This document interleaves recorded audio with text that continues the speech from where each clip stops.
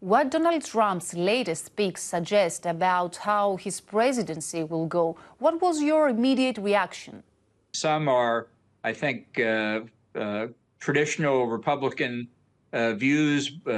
Marco Rubio for Secretary of State, Michael Waltz for National Security Advisor.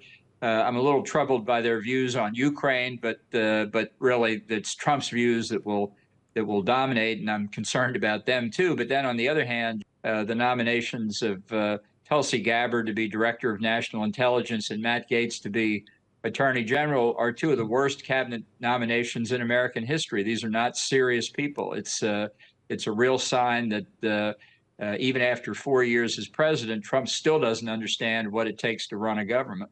Given that Donald Trump also won full control of Congress, are there any guardrails left anymore to balance Trump's absolute power? Well, we'll see how the Senate handles the Matt Gaetz and Tulsi Gabbard negotiations. I personally believe Republicans should vote to reject them. I don't think they're qualified. I don't think they should hold those very sensitive jobs. I wouldn't count on the Senate and the House not fulfilling their traditional responsibility under our system of separated powers, not necessarily to go along reflexively with what Trump wants.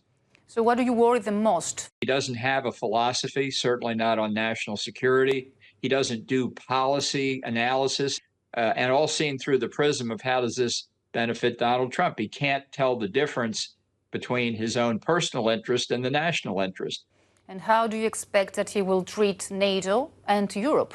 On Ukraine, I'm very worried where that's going to come out. I think we could end up with a settlement that's very favorable to Russia. And as I describe in my book, he came very close to withdrawing from NATO in his first term. He still hasn't said anything good about the alliance. Is it a possibility now that he withdraws the United States from NATO? Well, it would be a catastrophe if he withdrew the United States from NATO. But because he doesn't understand collective defense alliances, he doesn't understand the U.S. benefits from NATO. The way Trump sees it is the United States is defending Europe. We get nothing out of it, and Europe doesn't pay. So what's the point of the alliance? He believed that in his first term, and every evidence I see is that he believes it in the second term. That's very troubling for NATO.